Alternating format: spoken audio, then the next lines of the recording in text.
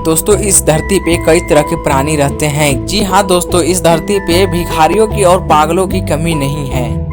बात तो सही है। गांव देहात में एक कहावत सुने होंगे आप लोग, हर एक चौराहा पे एक न एक बौराहा मिल ही जाता है। आप लोगों को एक ऐसे ही इंसान से मिलवाने जा रहे हैं आप लोगों को, जिसका नाम है मनीष कश्यप। दोस्तों इस व्यक्ति के ऊपर कई सारे आज केस है और एनएसए भी लगा है, जो कि आतंकवादी में आता है। दोस्तों इस व्यक्ति के ऊपर इतने सारे केस है, इतने सारे केस के बावजूद भी यह व्यक्ति राजनीतिक खेल खेल रहा है।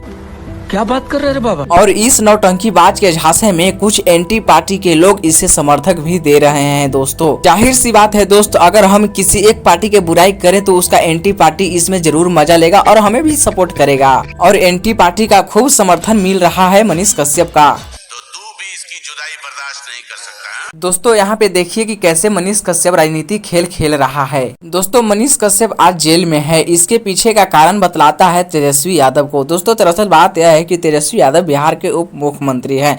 दोस्तों मनीष कश्यप का सीधा आरोप है कि तेजस्वी यादव ने मेरे ऊपर एनएसए लगाया है और हमें फंसाया गया है, तेजस्वी यादव ने हमें फंसाया है। इसमें सीधी सी बात है दोस्त कि यह नौटंकीबाज मनीष कश्यप आरजेडी पार्टी को सीधा निशाना पर ले रहा है। इसमें जाहिर सी बात है दोस्त कि इसके एंटी पार्टी तो ज्यादातर मतलब अधिक से अधिक अगर कोई विरोधी है तो वो बीजेपी है। तो दोस्तों बीजेपी तो फुल समर्थन देगा ना मनीष कश्यप को।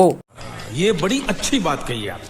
और बीजेपी वालों को काम यही है दोस्त, आतंकवादियों को और मनोवादियों को सपोर्ट करना और समर्थन देना। जान दे देंगे इसके लिए। क्या बात कर रहे हो आप। तब दोस्तों ऐसे में आप क्या कहना चाहेंगे इस नौटंकीबाज के ऊपर, आपको क्या लगता है दोस्तों इसके झांसा में ना पड़े। इसके झांसा में कई सारे जनता लोग पड़ गए हैं, पर दोस्तों जातिवाद फेरा में ना रहें, धर्म के फेरा में ना रहें। हम इंसान हैं, इंसान के तरह रहिए दोस्तों।